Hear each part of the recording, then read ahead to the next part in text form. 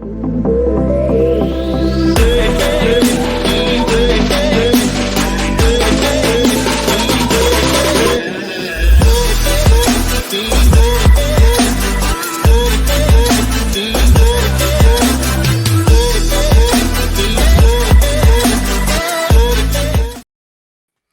evening and welcome to another episode of Behind the Scenes. I've got hay fever, but they call me Stepney. And tonight I am joined by George Crompton. George, how are you doing? I'm doing very well, thank you. How are you? You okay? Hay fever, killing me, absolutely ruining me. I sound funny. I'm very blocked up, sinusy. It's been a killer. I'm afraid I don't have hay fever, so I don't know the feeling. But yeah, I'm sure it's an absolute pain. But I hope you're all right anyway. Yeah, I'm all right. Actually, you're lucky you don't get it. I mean, it's bizarre because even a day like today when there's been low pollen, because I've had it for so long, this past like probably about 2 months, I've just had it now. It's just been sort of there in the background. I've noticed I sound different, and even being blocked up, it was blocking up one of my ears as well. And yeah, I've just got to be on the old Beckinase, I think I take it is. It's a nasal spray. Sounds like a nightmare, yeah. George, thank you for coming on. I know I've had some problems in getting you on, and that's down to me, not you. I've just been a bit of a crazy one.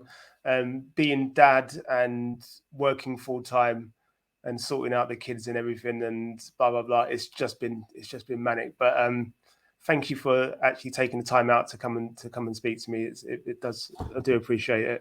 No, it's all good. Yeah, we've got a lot in our lives and stuff. I mean, I'm an actor, I'm a writer, and we have bits and bobs that we've got to do and go off. So yeah, it's finally nice to be on behind the scenes, and yeah, we can have a good chat. So good. Right. So we've had a little chat. So I don't know why I always say that, but I always do. Okay. So we've had a little chat before. Wrong way. We've had a little chat before, and so I know a little bit about George. The one thing that I always ask my guests, I guess. I don't know why I'm repeating stuff. It sounds weird in my head. But the one thing that it's just crazy. The one thing that I do like to always ask though is, who am I? Not me, obviously. You. Who am I? Tell the viewers a little bit about who you are and your journey to where you are right now. Okay, yeah. Well, yeah, I'm George Crompton. I am a writer and an actor. I'm very new to the writing, so I'd say more acting is what I want to focus on at the moment. 25 years old, and I live around Stockport. If you know where Stockport is by any chance. You do, yeah. I that's do. good. Yeah. For anyone that doesn't know where Stockport is, it's Manchester area. Yeah. But yeah, I've graduated at Salford Uni, so I studied theatre and performance practice in uni, and I got a first in that, which is great. But yeah, I guess essentially, this is my first, or maybe second year of getting into the industry fully, because I came out of university and then we had the COVID pandemic, and that just sort of like, I went from a high straight down to a low and I didn't really know what to do. So yeah, I guess it's just about building everything back up now and trying to get things going again. Okay, so this is technically your second year. If we go, I'm going to take you back. Go on, go for it. What made you get into this? What made you get into acting and writing? Wow. Okay. Yeah. Well, I think first of all, I've always felt like I've always been a very creative person, and I've always done little bits and bobs of just writing or just like creating my own little stories and books, things like that. I'm sure people can relate, but I never took it further because my writing was it was incredibly poor. It was I was always getting like at least a C in English, things like that. So I couldn't write properly. And then, yeah, with my acting, I fell in love with acting in college. So I went to Aquinas, which is a college in Stockport. And I just did it for a bit of a laugh thought it was just, you know, nothing. And then all of a sudden I started doing really well in it. And I said to my teachers, I was like, can I do this as a career? Is this doable in life? He gave me the yes and the no answer. Like, it is very tough to get into, but at the same time, I enjoy it, and I'd like to go into this industry and just create stuff. I've always been very creative, so yeah. So it's again, it's not the first time I've heard people say that. In that, they were not sure about the industry and just sort of got into it. And then B, you know, can they make a career out of it? But I'm going to take you back a little bit even further. Even further, okay, even further. So before college, had you never had an interest in it? Because you mentioned you've always been creative, and most creatives always say that they've always been creative. So where did the creative side come from? Honestly, like, yeah, it was just from doing little things on my own. So that's just writing the books that I used to do. So I think it was just silly things like, you know, like Warhammer, things like that that were very spacey or creative. And I'd start writing. But I mean, essentially, no, I don't have a background in theatre or acting. Like, I don't have any family that are in this industry, and they're not in TV, nothing like that. So for me to plunge into an industry that I have no idea about is quite scary. But I think it's all about the people that you meet, like, for instance, what we're doing now, and what I've been doing for the past 4 or 5 years is just networking, basically. Taking the opportunity to go into Manchester, you know, network there with people in theatre, in film, and stay in touch with them as well. I think that's one of the main concerns that a lot of people have, is they go, oh, where's all the opportunity? But they don't stay in touch with the people that create opportunity. So yeah, just going back to your question, I literally have no experience at all when I was younger. I was just creative, energetic, and I just wanted to do something as I grew up in life, and that's how I got into the industry. So yeah, you know, it's you do talk about the things that, like I said, it's almost like it's scripted, because like I said, everybody is creative in one way, one way or another. You know, everybody takes their different creative things. So, like, you know, if you're like photography, you like acting. Acting, you then go, you know what, maybe I've got an idea for something, I'm going to start writing, and then you learn a bit more about that. And as you say, you network with people to help you get your projects off the ground and up and running. Is there a time, you would say, when you were younger, that you ever thought about acting? So did you go, you know what, I've just watched, so you're 25, I was 25 once. Let me think of something that was around 15 years ago. Did you ever watch, like, I don't know, what was you watching? I don't know, what was you watching as a kid, basically? And that back in the day, yeah. I guess, well, I'm not too sure. Well, I had a bit of I guess a different sort of upbringing. So, like, when I was younger, I had a lot of my childhood in hospital because I was diagnosed with leukemia. So I had blood cancer when I was a lot younger. So I, you know, missed a lot of school, and sort of went into high school. I felt like I was a bit, you know, back. So everyone was, you know, forward, and I was just a bit further back with all the education and stuff. But yeah, with my childhood, it's tough. I used to love all the Disney stuff and maybe cartoons, things like that. So maybe that just engaged me in more creativity, and that I wanted to do. And maybe also just seeing my mates go off in primary and learn.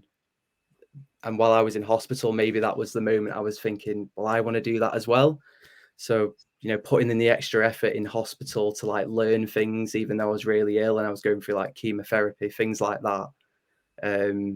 Yeah, it's a tough one to say, I must admit, because I don't remember a lot of it, but there must have been something there that was still keeping me going and keeping me creative, even if it's just watching, you know, like a film, like a Disney film in the ward, while I was on steroids and having lumbar punctures, things like that, just like keeping me happy and going. So yeah.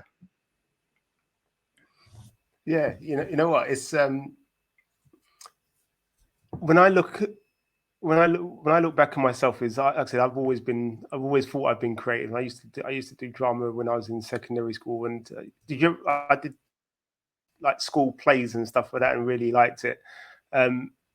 You'll keep thinking about this as we're talking, and you'll come back and you go, oh, actually, I did watch a particular Disney film, whether it be a cartoon or a film or whatever, and you just thought that was funny, and that's what it'll be something that will stick in your mind, and you go, okay, that it was probably that moment. But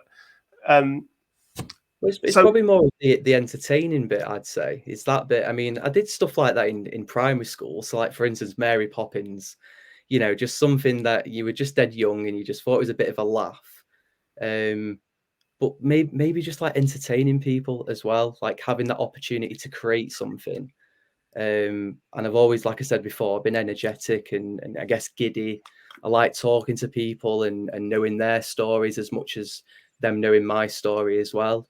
And maybe as I've just grown older, just like that's what it's gone on to basically is telling my story and then putting that through film and theatre basically.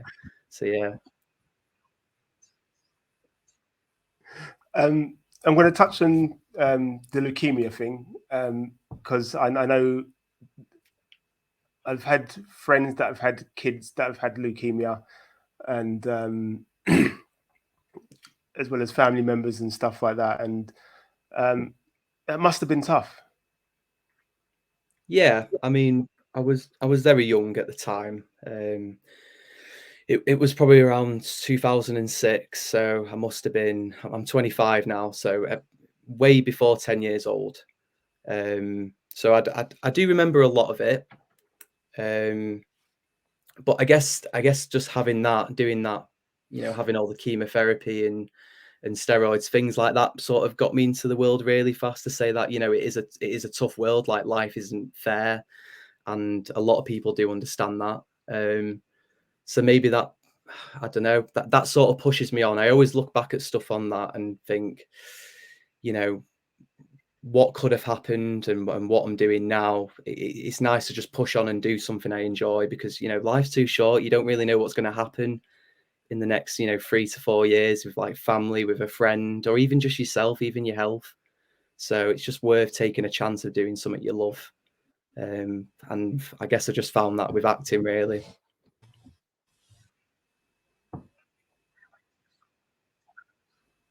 It's like I said, it's one of my uncles. He's a cousin, but I've always known him as uncle. He passed Yeah. away recently.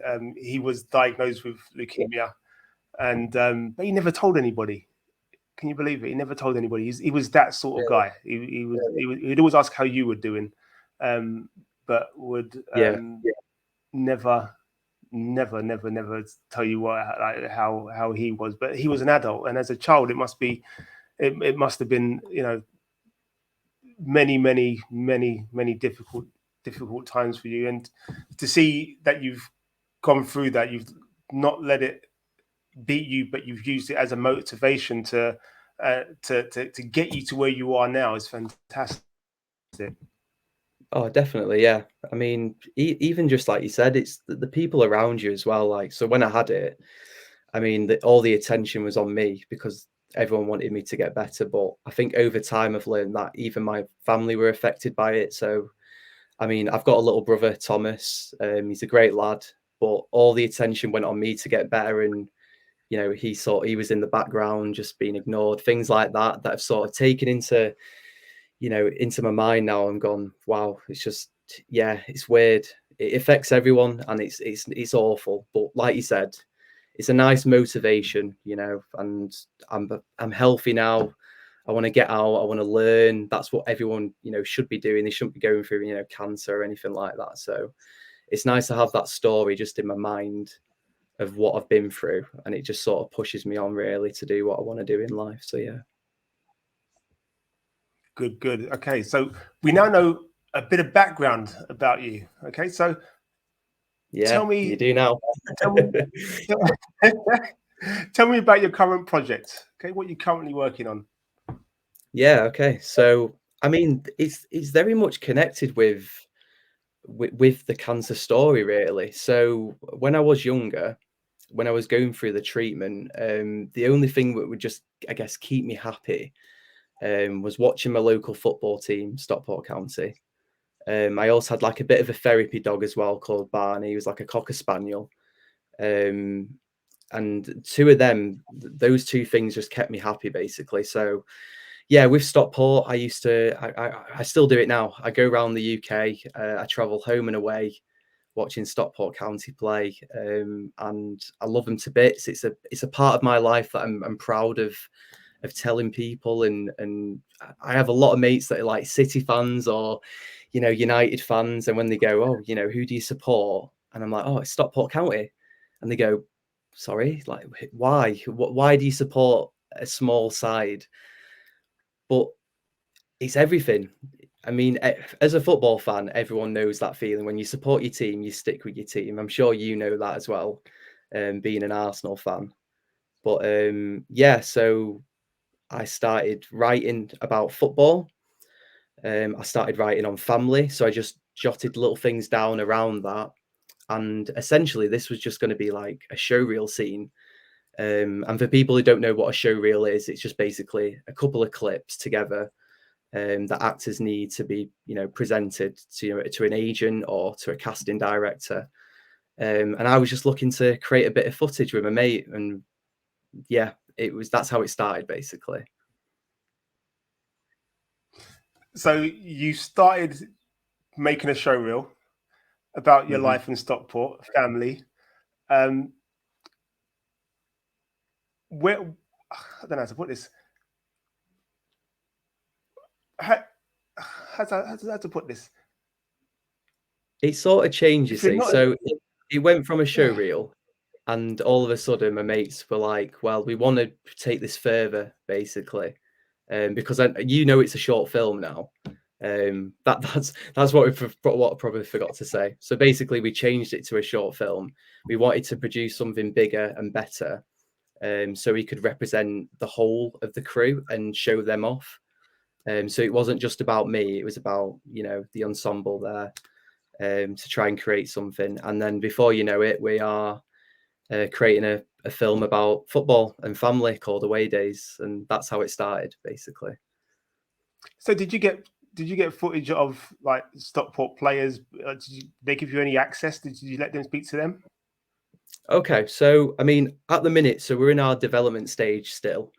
We've just been focusing on like the funding at the moment. So this is all off our own back. We're just literally local filmmakers that wanted to produce something, and just go out there and just show the world what we've done in uni, and just trying to push ourselves back into the industry. We're not like a massive company for Away Days, so everything is community based. And we've managed to raise over £1,000 now in less than a month, which is great. Thank you. I know, honestly, it's been it's been tough. It's been really tough, but we've had to push, and we've had a lot of support, which is great. And that's the next stage now. It's just sort of putting everything into production.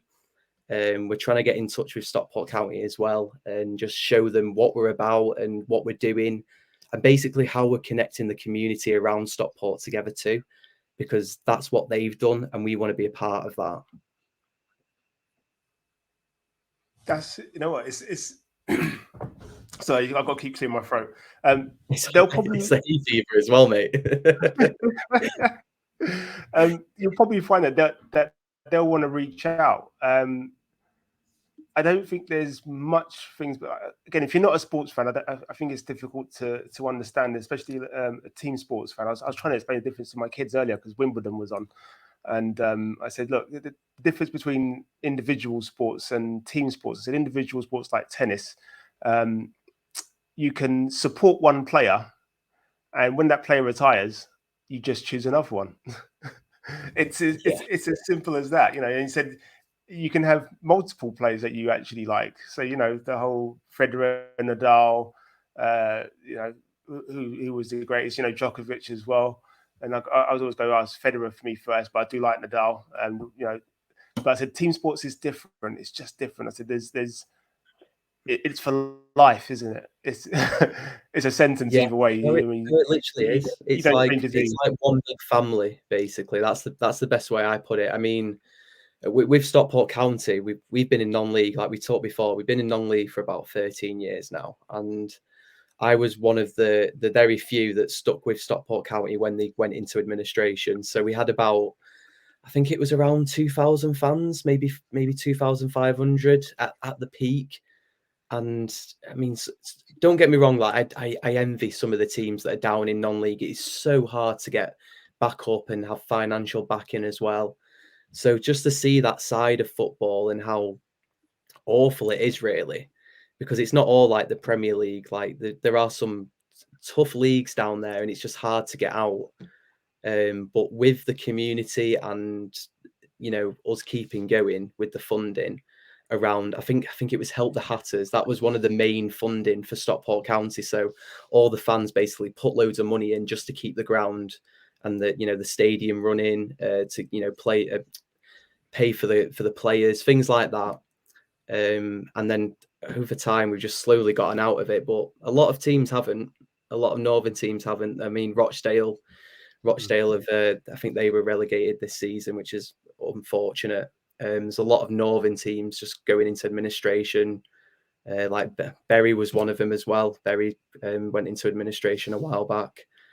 But yeah, it's just the community, and that was one of the reasons why we wanted to do this film, because I saw the community slowly rising in Stockport once we've got that financial backing, and it's just great to see. Like it's great to see kids go to and watch a local football game now instead of them wearing United tops or City tops. Like they're proud of wearing a local Stockport County top. And in school, I would never have that ever. If I wore a Stockport County top, everyone would have just slated me. Honestly. It's funny how times have changed with, especially with team sports, I guess, and as you say, wearing a Stockport County top or your local team top. I think there's been more of a shift. I don't want to say away from the Premier League, but I think a lot of fans have become disillusioned with it. I suppose it's like look at Hollywood and look at your small screen indie films, for example. We're seeing more and more indie films and independent filmmakers and stuff like that producing quality that people want to watch, because it hasn't got all the CGI and the special effects that sometimes take away and distract from an actual story. Independents tend to concentrate more on the story and getting that message across and that feeling across. Fans, like I said, up and down the country, up and down the leagues. Once it's your team, it's your team, and it is what it is. And You're right, yeah. And it's even just like the little stories. I mean, I'm the writer for this, and I mean some of the stories that we've had just go into, like, we went to places like Bradford Park Avenue, and it would have like a racetrack around the stadium. It's a cracking little stadium, but it was really icy one time, and at half time, me, my dad, and my brother, we got on the pitch and had a bit of a kickabout while the players were in the dressing rooms. Like that's a side of non-league that no one sees, or you would never do that in the Premier League because some steward would just come running up to you and just grabbing you. So there's a story there basically, and yeah, exactly, yeah. there's a story, and that's the reason why we started. Basically, we wanted to, show what it's like in non-league as well. Just implement little stories that I've had before in non-league, and yeah, that's what it's about basically. You know what? I strongly believe it would be fantastic. Like I said, all this, lots of the sports stories that are coming out now. Obviously, Arsenal have had their thing on Amazon, as well as teams like Tottenham, Madrid, and a few others. But one of the big success stories was the Wrexham, and I guess it had the Hollywood feel, didn't it? Because obviously with Ryan Reynolds and Rob, I can never pronounce his surname. Rob but Lenny, the one. They added a Hollywood feel to it, but people, yeah, but it engaged us because I watched it and just thought you could see the passion, and there's nothing more infectious than people that are passionate about something, whether it be their local football club, a local restaurant, the local school, whatever it may be. Somebody's passionate about something, it's infectious. We feed off it. And so yeah, I think whatever you're going to do is is going to be fantastic, and hopefully Stockport will pick up on it as well, and give you some access to some of the players and the staff and everybody, because it will just make a fantastic story. Yeah, definitely. I mean, just what you said about Wrexham there, like they are literally in the same boat as us, but obviously they've got a bit of a Hollywood backing, which is great. We had a great rivalry with them in non-league, and we got promoted before they did. I mean, they've been in non-league, I think, 15 years, so even longer than us. And for like a little, place in around Wales, it's tough to get out of. But I mean, they've done it now. They've got the financial backing, and it'll be nice to play them again. But the community around Wrexham now and what they're doing is incredible. It's exactly what Stockport's been doing, but just it's on a bigger scale now. It's on a global scale for Ryan and Rob. And again, I can't slate them because they're a great team, and it'll be nice to play them again. But yeah, it's tough. It's going to be tough next season for us, for sure. So how many in your crew? How many of you are there on this project? Well, we're going to keep it really small, you see, because we're on a low budget scale. We've got our DOP, we've got a gaffer, we've got a sound designer, just keeping everything really short and close to Stockport, because we want it to be community based, basically. We've got a producer, we've got our director as well, Jay Ali. Unfortunately, can't be here tonight because this was very last minute, but it's all good. But yeah, we're constantly talking. I mean, today I've just been speaking to him about the casting, and we've just been having a look at some of the self tapes today, which is really nice.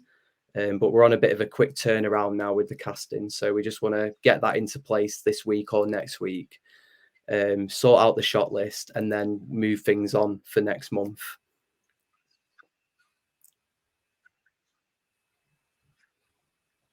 So when do you plan to have everything? I suppose, when do you plan to have everything ready? What's the schedule of play? So you've got your casting. You're starting next month. Yeah, well, we're looking to film it's like mid-August area. And then after that, we're going to push for the editing and hopefully get it done by December. But because we're not like majorly focused on pushing this out straight away, we've got all the time we need. And I think this is a great message for people who want to go out and do stuff. Because we're not even with a like a company that offers us the equipment. It's our equipment as well. We've raised the money ourselves, and yeah, it's a good message just to go out there, and if you want to create stuff and you've got the time to do it, you should go and do it. Because I always say when it isn't there, you've got to go out and create it yourself. And if you've got the time to do it, you got to go and do it. And I know a lot of people that have done that, and they've won a lot of awards. I've not had a film festival run yet, so I'd like to give that a good go as well, and get it round the film festival bits. But yeah, that's pretty much us. That's what we're doing, and we were going to do it last year. To be fair, we were going to film this last year, but we decided to just schedule it for this year coming up because we felt it was very rushed. We felt like the script wasn't ready. We felt like we had some actors, but yeah, we just wanted to make a bigger impact and see where we could take this if we're going to give it one good go. But yeah, that's what we're doing at the minute, and I'd say mid-August, that's when we're looking to film around Stockport. So is it a documentary or is it a short film? Which is it? So yeah, it's a 15-minute short film. So it's basically about two brothers rekindling their relationship after like a sudden loss in the family. And they rekindle the relationship through the local football team, which is Stockport County. And it's weird. It started off nothing like that. It's the start with just the showreel scene. It was just two brothers, and they were just having a chat, and we were just going to make it really dramatic. And they fell out, and then they got back together. That was it. And then we started talking about football, and we thought, could we, implement this in the script as well? Could we make a good scene out of it?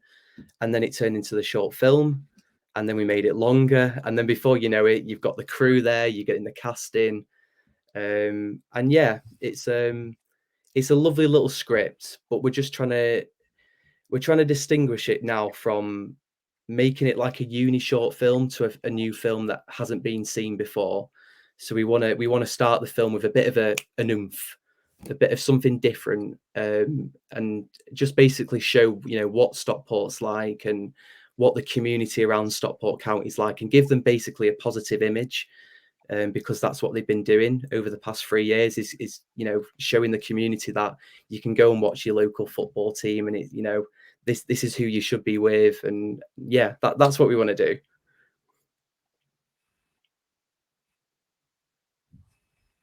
You know what? It sounds excellent, and I hope I get to be one of the first to view it, because I love a sports film. I love a sports documentary. We like to see the underdogs, as you guys are, get that sort of promotion to League Two. And we were talking earlier. George, and we did talk about having a plan. And I suppose your plan kind of follows the Stockport plan, in that you didn't want to rush it, and you've got a plan in place, and you're just going, it will take its time to get there. There's no rush to get there, but the end result will be something that is hopefully what people want to see, right? I think that's with anything. Yeah. I mean, even just the industry itself. So, I mean, at the minute, I've got an agent, and, obviously auditions, they come, left, right, and center. Then sometimes you might have, maybe 5 or 6 months where you don't get an audition. I think just a nice message, because we're all in the same boat, and we're all trying to, create opportunity or find opportunity, to bump up our career in this industry. And it's tough. It's really, really tough. And yeah, I just say take your time. Like, for people, if they're in uni and they're just coming out now, and you feel like you're rushing into something, just take a moment and realize, where you actually want to go. Because I mean, I'm 25. I think in your 20s is probably the best time to sort of go out there and experiment and try things and fail. I think failing's probably one of the best things that's probably happened in anyone's life. I think when you fail, that's when you're truly learning, and you have to fail to succeed in the end. So, like I said, last year we failed. We wanted to film it last year.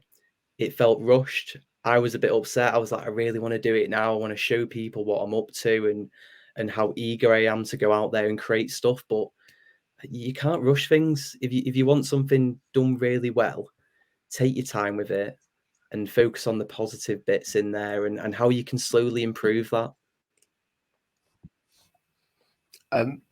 Again, clear my throat. I do like a sports. I do like a sports quote, and I say a sports quote. Like, you talked about failure there, and there's nothing wrong with failure. There's nothing wrong. As you said, failure is a chance and an opportunity to learn. So I used to play basketball when I was younger. 40 something years old now, but I used to play basketball as well as football. And obviously, when I played basketball, the Chicago Bulls and Michael Jordan were the hugest things in the world. So there was a quote that, again, I always use it with the kids, and it's you miss 100% of the shots you don't take. Okay, so you've got to take the shot. And then there's another quote by Michael Jordan where he talks about being trusted 74 times to take that last winning shot, and 74 times. I can't remember the actual number. I'm not going to make some numbers now. Okay, these are just made up numbers. But let's say 74 times I've been asked to take the last shot and I've missed. I keep failing and failing and failing over and over and over again, and that's why that's what makes me better. Is you have to fail, and I don't use failure. You have to learn from your experiences and just go. It's not a failure. It's an opportunity to learn, and it seems like you guys are doing that, and you yourself are doing that, which is fantastic. And again, it's a marathon. It's not a sprint. You'll get there. No, 100%. Yeah, I completely agree with that. And I mean, some of the people that are around me, like there was times where I was looking up to them and I was going, "Oh, I'd love an agent. I feel like I'm not where I should be at my age." But then they're telling me that it's not everything, and it's even harder once you get to that point. You just got to take it with little steps. You can't look at the bigger picture because it's too big, it's too scary because you think it's impossible to do. And that's why I remind myself just to take those little steps, be around the people that you want to work with. So, for instance, all the people that I'm with my crew at the minute and the actors I've worked with before, and I trust them and I get along with them. And that trust there gets us going, and we want to go and create stuff and just be a part of the industry, basically. And have fun with it as well. Like, as professional as this is, like all the stuff that we love doing, especially when we were younger, we look up to people and we go, "Oh, this looks fun," And I think as you grow older, the fun does slowly come out of it because you look at it as a career, don't you? Let's face it, you do. Yeah, yeah. But we have to remind ourselves that it is fun. Yeah, that's what we got to do. So It is difficult. Okay, it is difficult, as you say. As you get older, you then have to look at the things that you have to pay for. So you go, right, I'm having fun. Oh yeah, but I can't just have fun and just blow all my budget on this particular thing or whatever else. And then there's the other worries as well that come with it. So um, oh yeah, I've got to feed myself this week. The little things. The little things. But if you can keep the fun in there, I mean, try your hardest and keep on making sure that you enjoy it. Um, it is probably the best way to do it. And it seems like at the moment you guys are having fun, which is great, and long may it continue. 100%, yeah. And even what you just said then as well. I mean, for me, over the past, I'd say maybe 5 years, I've just been in part-time work and stuff like that. But it's allowed me to go out, not with a lot of money, but just to meet people and stay in touch with them. So I always say I sacrifice my money for experience and networking. And that's what I've been doing for the past, 4 to 5 years outside of uni after COVID. Um, it's a lot better now. I do have a job that's a lot more flexible, which is great. But yeah, I can understand the struggles and where, people looking for stuff and just go out and network. Yeah, there's a little like filmmaking event in Manchester or in London. Just go out because you never know who you might meet. Good pro tip. That's a pro tip. We're going to call that a pro tip. Okay, so that's Yeah, that's our pro tip. it's Go so out, true. speculate to accumulate. I think that's the business term. I'll take that. You know what? I'm going to use that term as well. That's not a bad term. Yeah. You talked about funding, and it's one of the ones I think that people don't seem to realize unless you are actually in the industry. Mm. Funding is difficult. How have you navigated that? Yeah. Wow. Probably the scariest part of it all is the funding. And I think that's why a lot of people back down from ideas is if you want to create stuff, you've got to pay for people. And yeah, we've been looking into the funding for a long time. We were going to go on, do you know a website called Indiegogo by any chance? Yes, yes, I do. So we were going to start on there and push the funding on there. But in the end, we just decided to just go for a simple GoFundMe page because it's essentially it's just a lot simpler for our audience. And then what we did was we created our content. So what we're doing is we're trying to engage with Stockport and the community and sort of bring them in. So we've pushed a lot of our content around Stockport County. So for instance, we went to Wembley against Carlisle in the playoff final. Unfortunately, we lost. It would have been amazing if we got promoted back to back. And then that would have maybe even sent our film soaring with a load of speculation with that. But it's all good. It was a lovely day out. Really enjoyed it. And what we're doing at the moment is we're doing like a little Wembley album. So we've got a lot of people sending in all the photos of the day trip in Wembley. And that's what we're trying to build up with our content. So it's stuff like that, announcing the crew, the cast, like the intentions, so like how I started writing and how it's impacted with the script. And then over time, people have looked at that and they've gone, you know what, they actually want to create something. So I fancy donating just a little bit of money for their opportunity. And I mean, I have a lot of people, a lot of friends, a lot of family who have kindly donated, and I love them to bits. Like for someone to, donate a little bit of money for your, your vision, it's quite emotional, to be fair. Like I never thought we'd get, we aim for £1,000 for £1,000. I never thought we'd even get close. I think we can do this film with about 600, £700. But we wanted to go high, and we're going to keep the GoFundMe going as well. I think we're on £1,030 now. And yeah, when we hit that, I was like, wow, okay. Yeah, we're doing it now. Like we're actually going to create this. Like the money's there. We don't have an excuse not to go out and do something now. So it is difficult, but if you've got an idea and if you can produce content with that idea and then grasp your audience from that, you can get the funding. It is doable. And there are so many other ways to get funding as well. We didn't look too much into it because we just wanted to focus on that. But yeah, it's been tough. It's been really tough, but we managed to hit the target, and now we're just off on a bit of an incline now, soaring up. So yeah. You talked about it just briefly there. You said it's been tough. How have you dealt with your setbacks? Yeah, I mean, some days, like some days I've been like, yeah, that was a tough day. I felt like there's been times where I've gone, this film's never going to happen. In a way, it's all about in your mindset. I think for me personally, it's about having your trust with the crew to get the job done, and communicating with them as well. So, I mean, I think it was a week ago. I was going, oh God, I was talking to my producer Callum. He's a lovely lad, and he's just won an award for a film called Ceaseless. I think it was what was it?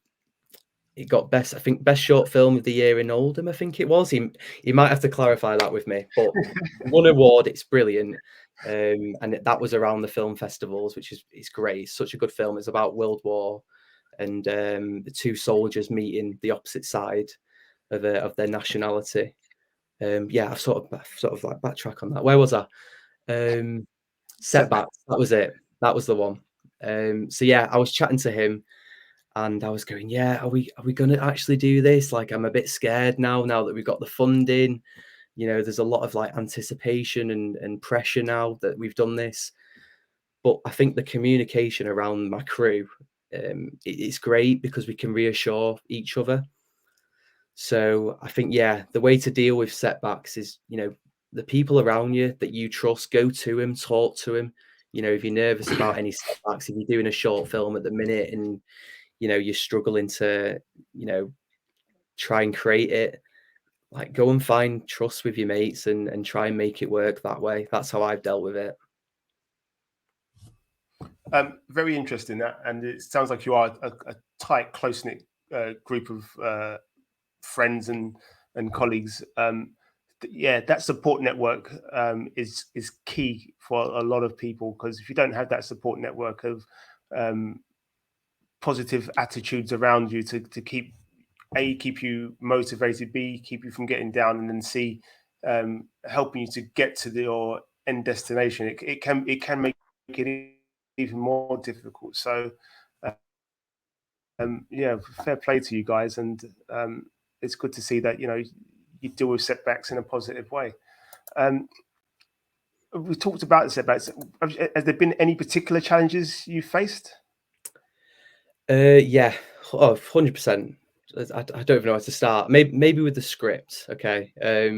I feel like as a writer, because it's my first time writing a short film. Yeah, I think the toughest thing is going, when is the final script? I've been through countless drafts for this script, and I love every minute. And then I'll send it off. I'll go, there you go, Callum. There you go, Jay. It's like, there's the script. What do you think? And then they go, maybe you need to change this. maybe that line needs to be completely erased. And I'm like, oh, I really like that line.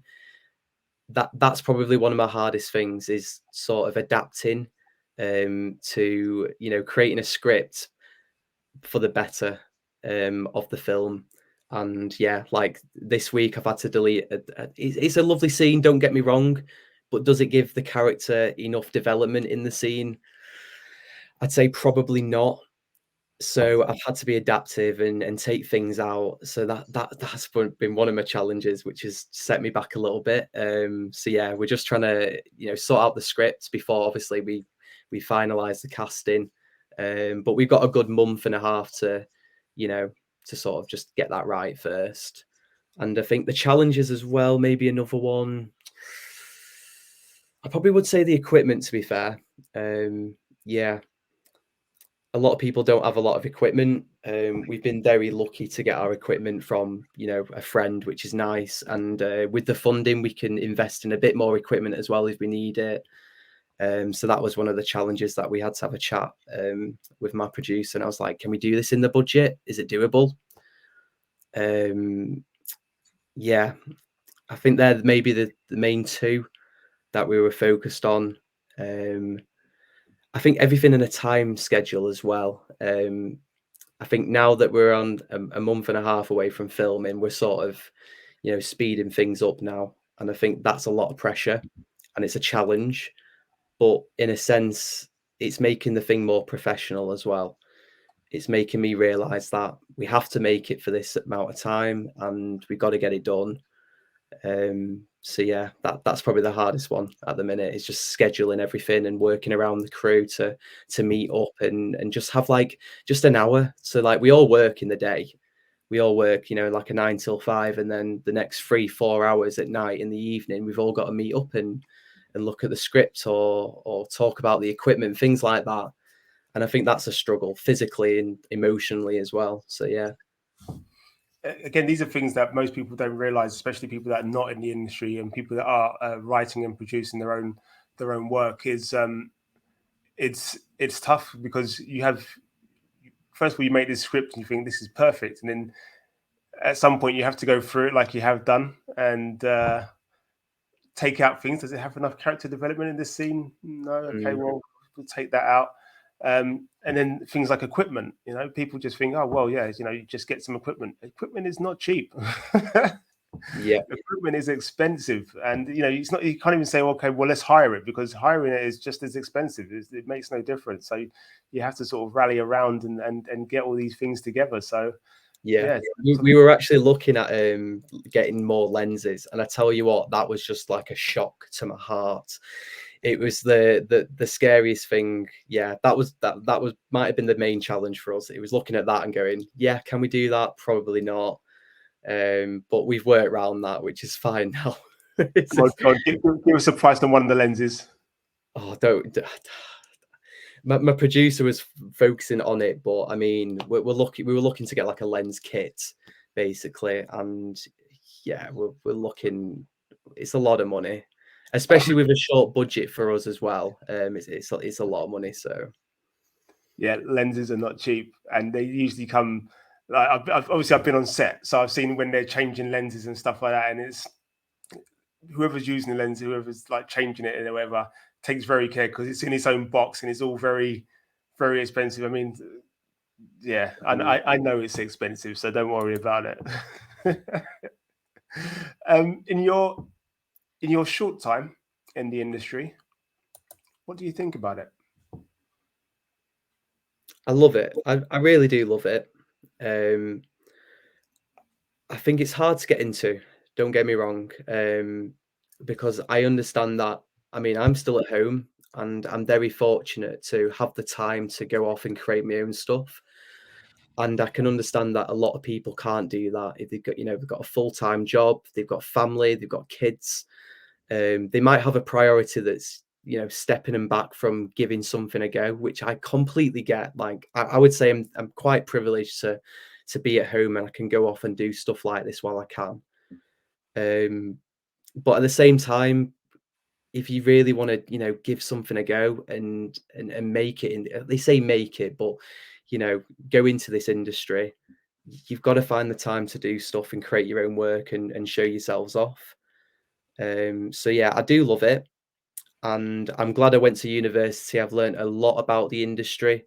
But I think as I'm doing stuff like this now and maybe talking to people like actors on Twitter, in like socials, things like that, I'm starting to learn how the industry is slowly changing as well, because I don't think it's just like one line and that's how it is. I think there's always times where it'll constantly bump up and down and it'll change.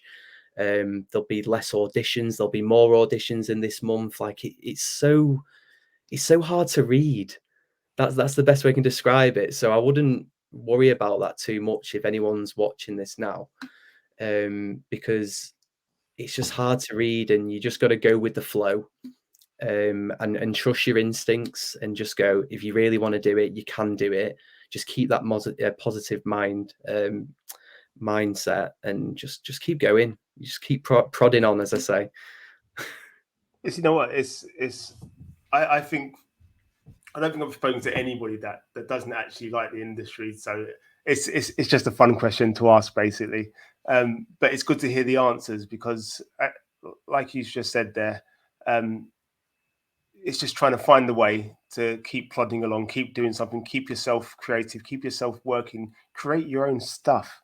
And as long as you're doing something, you will find that you will still have an enjoyment and a passion for it. So yeah, no, it's good. Like I said, I love the industry. So you know, I even when I've been on set, and I've been on set for hours, and you just sort of go, oh, it could be worse, couldn't it? It could be a lot worse. Well, even for me there, like, I mean, I've been on set, but I mean, I've only done like extra work, things like that. And I'm looking to get my first, I guess, credit on TV, on film, anything like that. And that's the part of the industry that I've never really experienced. And I'm excited to do that. But I think while that's, like I said, it's like that's the bigger image for me. That's my main goal, for the next couple of years, is trying to get that first credit. While I'm going for that big, image, I'm also working on the smaller ones too. Which, for instance, this is a short film that I'm creating, just doing little minute stuff, just to work your way up the ladder until you hit something like that.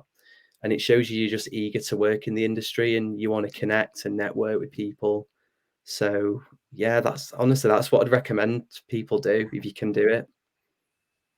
Yeah, good advice. Pro tip: keep working. Yeah. Do something. It's again, just as you mentioned there, and I thought I'd kind of just quickly bring it up, is you're just new to the industry. So basically, you're basically new to the industry, and you've reached this thing. You're looking for your first credit, but you talked about being an extra. Now, there's not many actors that start out that do extra work, because when I was doing it many years ago, I was told it was frowned upon. Are those some of the attitudes that are changing now? It's a tough one. I mean, I've done bits and bobs, so I think I started doing extra work in uni because I wanted to see what it was like on set, and how the pace would go in the set, and I guess how they treat you as an extra too. Personally, it wasn't. I liked it, but I wouldn't carry it on. It's not something I'd do in the future. It's a nice day out if you wanted to go on and make a little bit of money and be in the background or something. But I think I'd rather put my time more into stuff like this, so like creating a short film. But yeah, I wouldn't frown upon it if people just want to go out there and have a bit of fun and get a bit of experience. If you're really new in the industry, you're just coming out of uni or you're in college, like there's a lot of agencies out there that do extra work, and it is good stuff. But yeah, I think I'm just looking for that next stage now where I want to take it a bit more serious and go for maybe supporting roles, or I think at the minute I'm going to be looking into I'm going to be filming with a friend. We're going to look into what they called day roles. That's it. Okay.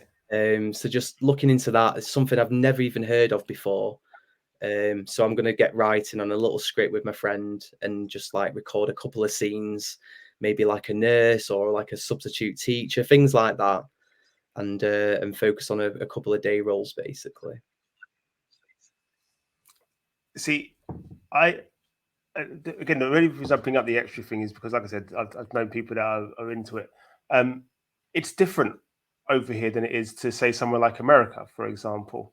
And I've brought this up many times in some of the other shows and stuff like that. And I'll keep bringing it up because it's something that because you touched on the industry changing and how attitudes are changing. Lots of the times I've heard actors say that, trying to get my first credit, but they want me to have screen experience or being on set, but I can't get on set. So how do I get the experience? And you sort of go, well, surely then you work your way up. So yes, you've been to university, and you were while you were at uni, you did some little bits of extra work just to see if you actually like to see what it was like to be on set. But that should be your step up. You should be able to go, this is what I've worked on. So I've been on set. I know what being on set is like. I know what my cues are. I know what my actions are. I know how to interact with people. And those changing attitudes over here, I think, need to change more. If, for example, you've got a talent pool, and I mean, we've got a whole country talent pool of actors, actresses, whatever. You'd want those people working in the industry, because the more they're working in the industry, the more knowledge they get, the more experiences they have, the more they know how to control their behaviors. If people spoke to extras, supporting artists, and dealt with them better, again, you create a better industry all around. If you see what I mean, that's my thinking behind it. And it's people need on-set experience, and the best way to get on-set experience is to do extra work. If you do extra work, it helps pay your bills when you're not actually working. Then you're able to put little bits of a show reel together so that you can go, well, look, this is me actually on set on these particular things. Yes, it may look like I'm background here or whatever else, but you can put it together and say, well, look, this is what I've done. And you should be able to work your way up. Like I said, I use a good example of that is someone like Samuel L. Jackson, for example. I was telling my kids, the guy's like in his probably late 70s now, but he's worked, like Danny Trejo as well, another one.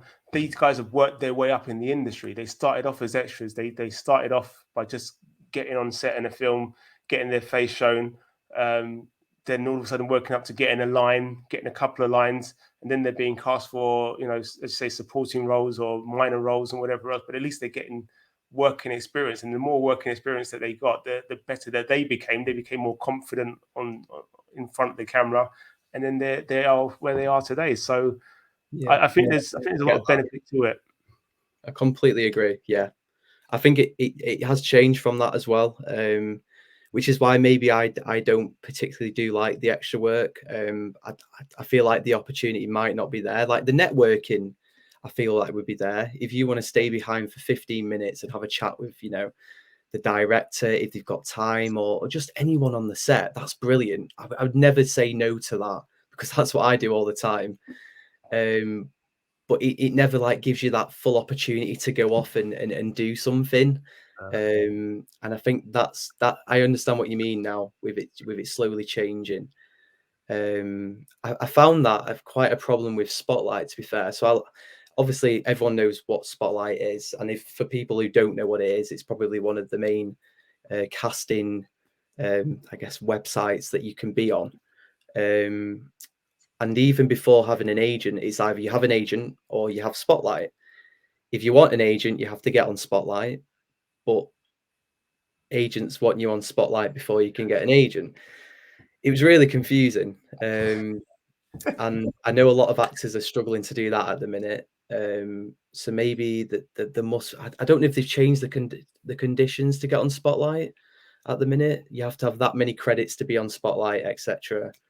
But I think they've changed that a little bit now, for people can go on there, and it'd be a lot easier for them to find auditions if they're self-employed, or if they have an agent as well. So yeah, I said, because of how people like yourself, for example, people are just creating, like, and the pandemic and lockdown sort of changed a lot of attitudes as well, in terms of all right, well, I'm not working. I need to keep myself busy.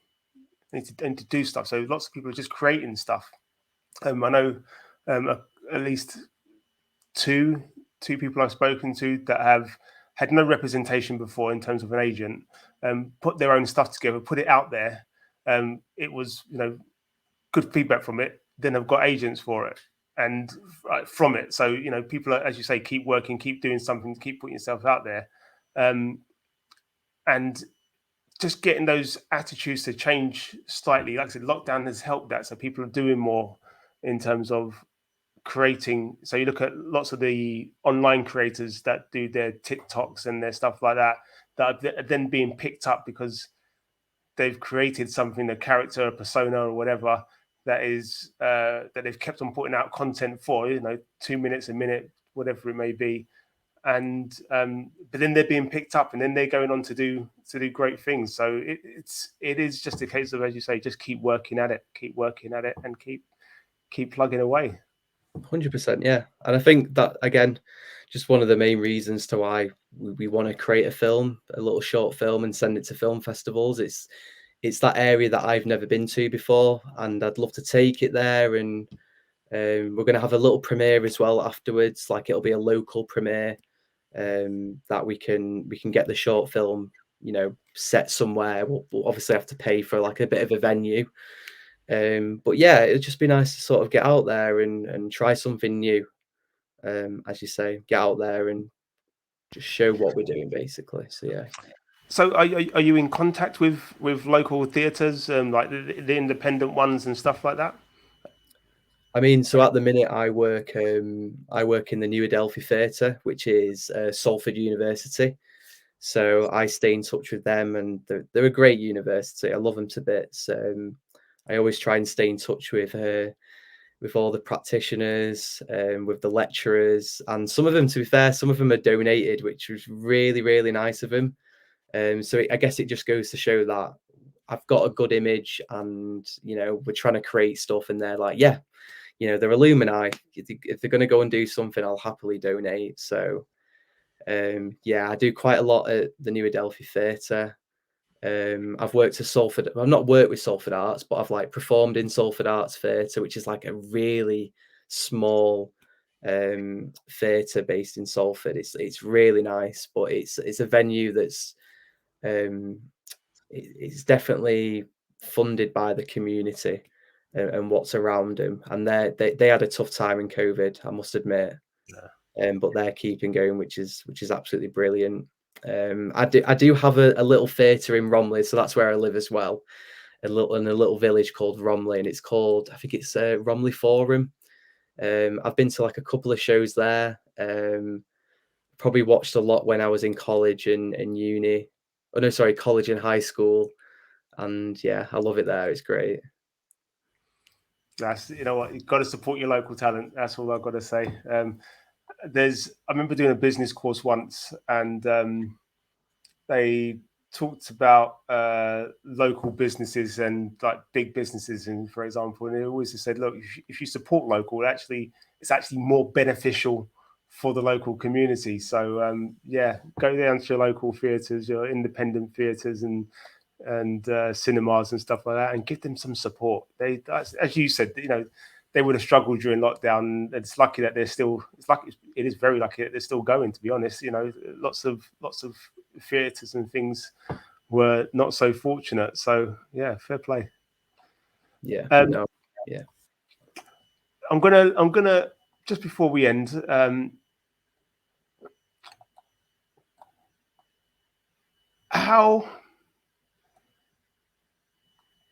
What would you say? What would you say has been the difficulty? I know. Let's end on something more fun. Let's end on something more fun. Who would you interview if you were me? If you were Stepney? If they called you George? That is a lot more fun. I like this one.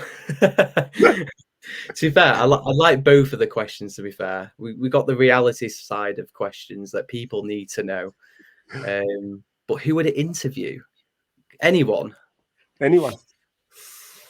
Oh, that is a really tough question. It's like saying what's your favorite film. I just can't decide what my favorite film is. There's just so many genres and people out there, and yeah, that is such a tough one. Come on, George, there must be somebody. I'd love, to be fair, I'd love to chat with Stephen Graham, 100%. I think a man, probably, I would say that I've been through not particularly the same, but maybe when he was in his 20s and stuff. Like I struggled a lot around COVID, and I felt like I was going, I guess, through depression, as I'd say, because I was going from, being graduating and wanting to work with people to being at, just nothing, just in my room doing absolutely nothing. So that was really tough. But yeah, I don't know. I think Stephen Graham, I think he's a class actor. I think he's so down to earth, and yeah, I'd love to have a chat with him just about anything, just anything in the industry, or even if he just wanted a pint. I think it's good for lads to talk about, things and open up. Like, I just think he's a great credit to the working class community. So yeah. You know what? You're the second person that said Stephen Graham. I've never met him, but Stephen, you want to come on this show? I'm a Stephen too, so hey. But yeah, he does. I mean, he comes across and as very, very somebody that's just very likable, and yeah, that's a very good choice. It's a very good choice. What question? What would be your first question? Just chucking it in there. Oh my God, you putting me on the spot. Oh, the first question. Wow. Oh, it's so tough. It really is. I know. I keep thinking, just saying stuff like, how did you do it? Because everyone wants to know, like, how do you make a successful, career in acting or just in this industry in general? How did you do it? And was there anything that, you would have done differently? But I feel like he would have turned around and gone, don't look at the stuff that you can't change. Just focus on what's coming up now and focus on the present, basically. I feel like that's what he'd reply with. It's a bit of like a cliche question, but yeah, I guess just that reassurance, because that's what a lot of actors need a bit. They need a reassurance to just say, just keep prodding on, basically. Look, as you said much earlier in this show, you got to keep those connections and keep connecting with people. You're your own product at the end of the day, and nobody sells you better than yourself. So my tip, kind of coinciding and joined together with yours, is you are your own product. If you are whatever industry you're in, especially in this particular industry, you're your own product. Sell yourself and sell yourself well. Don't let people put you down. Don't put yourself down, and don't sell yourself short, because you are fantastic. I mean, to get to any stage where you're doing something creative, or in any industry where you got to any stage that where you're at, that's because of you. It's not because of anybody else. It's because of how hard you've worked to get there, and the challenges you face to get there, and you still come out on top. So we will end on a positive. George, thank you very much. Thank you so much for having me. It's been a pleasure. I'd like to have you back when this short is done, because it'll be good to actually finally see it and talk more about it, and hopefully we can get the rest of the guys on as well. And we can all have I think I can have up to 10 people on here, so it'll be a bit crowded and congested, but we can get that will be very interesting, and yeah, I'd happily be down for that. We'll get more people on, and we'll let you know how we go on with the filming. Excuse me, just so tired. But yeah, thank you so much for having me on. I appreciate it. Thank you very much. He's been George. I keep pointing the wrong way. I've been George. No, if I go that way. Yes. There you go. He's been George. They call me Stepney. Stockport. We are now fans. Second, there'll be my about 8th team. Second team now, yeah. Yeah, it's fine. But they're now on my radar, so I'll be looking out for them. And we'll also be looking out for your short as well. So George, thank you very much. This is Behind the Scenes. They call me Stepney. George, give us a wave. Bye-bye.